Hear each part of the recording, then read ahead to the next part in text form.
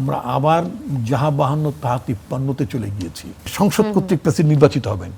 সংসদ যদি two legged হয়, মানে দ্বিকক্ষ বিশিষ্ট, তাই যদি হয়, তিনি আজকে এক কক্ষ দ্বারা নির্বাচিত হলেন। আপনি বলছেন যে এমপিরা চাইলেও আসলে ওই গণ্ডির বাইরে যাওয়ার তাদের খুব বেশি সুযোগ নেই, মনস্তাত্ত্বিকভাবে সুযোগই নেই, ও তো বাধা, মানসিকভাবে মানসিকভাবে শৃঙ্খল। তাহলে এই পরিবর্তনটা আসতে আসলে অসুবিধা কোথায়? এই পরিবর্তনটা আসলে অসুবিধা কি, ওই যে আমাদের একটা বিরাট বড় চান্স গেল, যে এই যে সংস্কার যেটা হলো, একটা হচ্ছে সংস্কারটা দীর্ঘ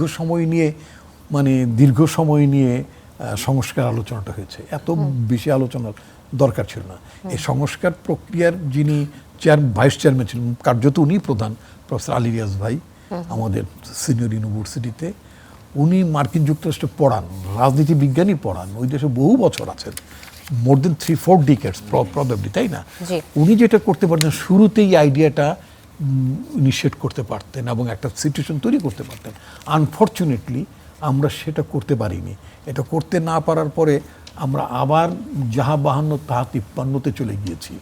যে লাউ সেই কদু, একটা পরিবর্তন, যে এত মানুষের যে প্রাণ গেল, এই যে 135টা শিশুর জীবন গেল, 2000 মতো মানুষের প্রাণ গেল, এত মানুষের চোখ গেল, কারো এক চোখ দু চোখ গেল, যে এত মা বোন রাস্তায় নামলো, এটা জনগণের এত স্বতঃস্ফূর্ত অভ্যুত্থান পৃথিবী ইতিহাসে খুব কমই হয়। আকিজ এসেনশিয়াল সরিষার তেল, স্বাদে ঘ্রাণে সেরা।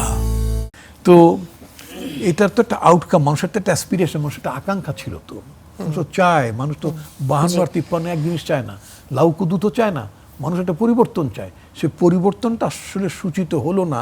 সেটার কারণটা যেটা আমি মনে করি, আপনি বলবেন কি ঘুরে ফিরে কই একই কথা, হ্যাঁ, ঘুরে ফিরে অ্যাটলিস্ট যদি আমি নির্বাচনী ব্যবস্থার একটা পরিবর্তন আমরা আনতে পারতাম, তাহলে আপনার যে এটা অনেক স্বচ্ছতা থাকতে পারতো, অনেক ডেমোক্রেটিক আপনার এক্সারসাইজ হতে পারতো।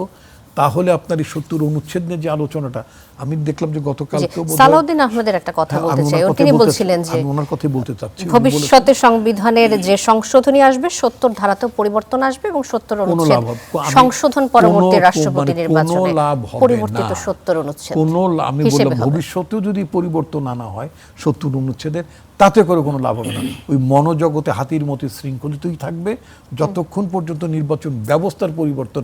আমি জাতীয় নির্বাচনের কথা বলছি, ভোটটা দেবেন তো পার্লামেন্টের মেম্বাররাই যদি নিজেদের স্বাধীন বোধ না করেন, তারা যদি স্বাধীনভাবে নির্বাচিত না হতে পারেন, তারা তাদের ইলেকটোরেট থেকে যদি তারা নির্বাচিত হয়ে আসতে না পারেন, ওই দেশে তো ট্রাম্প কাউকে বানাতে পারে না, তার কোনো অথরিটিই নাই, এক্সারসাইজ করার কোনো অবস্থান নাই। তো সুতরাং আনলেস অ্যান্ড আনটিল আপনি ইলেকট্রাল সিস্টেমের যদি বেসিক স্ট্রাকচারের পরিবর্তনটা না আনেন, আপনি পরবর্তীতেও আপনার 70 অনুচ্ছেদের পরিবর্তন আনলেও কোনো লাভ হবে আই ডোন্ট থিঙ্ক। আমার তো মোটামুটি বয়স হয়ে গেছে, আল্লাহ বাঁচায় রাখলে হয়তো আমি আরও একটা নির্বাচন দেখতে পারি যদি আল্লাহ ইচ্ছা করেন, কিন্তু আমার মনে হয় না I will be able to see it. আমি যেই জিনিসটি আজকে ইন অ্যাডভান্স বলতে চাই নাকি বলে দেবো? জি। আচ্ছা, সেটা হচ্ছে উনি আইনজ্ঞ মানুষ, আমি আইন পড়ি ঠরি আর কি ইন্টারেস্ট থেকে, এবং কিছুটা প্রশ্ন করি নিজেকে যে এটা কেন বা এটা কেন না। সেখানে আমার একটা জিনিস মনে হচ্ছে, যেহেতু ওই যে জুলাই আদেশ বাস্তবায়নের কথা সরকারি দলের তরফ থেকে বলা হয়েছে তো যে আমরা এটা অক্ষরে অক্ষরে বাস্তবায়ন করব। তো অক্ষরে অক্ষরে বাস্তবায়ন করতে হলে তো জুলাই ধরে নিলাম আমি হাইপোথেটিক্যালি কেন দেবো, সিন্স গভর্নমেন্ট প্রমিস করেছে তারা জুলাই আদেশ বাস্তবায়ন করবে, তো জুলাই আদেশের মধ্যে ছিল দ্বিকক্ষ বিশিষ্ট পার্লামেন্ট হবে নাকি, তাই তো? তাহলে আমাদের আরেকটা কক্ষ হবে। রাষ্ট্র তখন প্রশ্ন উঠতে পারে, বর্তমান দিনে আজকে যিনি রাষ্ট্রপতি হলেন তিনি তো জাতীয় সংসদ দ্বারা নির্বাচিত প্রেসিডেন্ট হলেন, এই পার্লামেন্টে যদি আরেকটি কক্ষ হয় এবং সেই কক্ষে যখন আরও 100 জন মানুষ নির্বাচিত হবেন, তাহলে রাষ্ট্রপতি কি তখন একটা যদি উচ্চ কক্ষ থেকে, ওটার নাম তো একটা দেবেন তো নাকি, একটার নাম তো উচ্চ কক্ষ বললেন, তার একটার নাম তো একটা কিছু দেবেন, যেই নামই ডাকেন না কেন।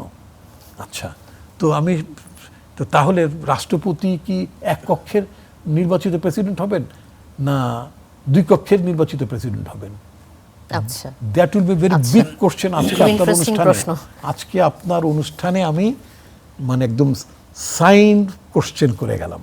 আচ্ছা, কারণটা হচ্ছে যে আপনার প্রেসিডেন্ট তো মানে সংসদ কর্তৃক প্রেসিডেন্ট নির্বাচিত হবেন, সংসদ যদি টু লেগড হয় মানে দ্বিকক্ষ বিশিষ্ট তাই যদি হয় তিনি আজকে এক কক্ষ দ্বারা নির্বাচিত হলেন, পরবর্তী এই টেনিওরে, এই গভর্নমেন্টের এই টেনিওরে যদি আরেকটি কক্ষ নির্বাচিত, আরেকটা কক্ষ যদি ক্রিয়েট হয়, তাই না, এবং সেখানে যদি নির্বাচিত হন, তাহলে প্রেসিডেন্টের, উনি আইনের মানুষ, উনি বলতে প্রেসিডেন্টকে ওই কক্ষেরও এন্ডোর্সমেন্ট এই ব্যাপারে আসলে কোনো ধরনের আইনগত কোনো বিধি বিধান রয়েছে কিনা, যে আমাদেরও সবার প্রশ্ন।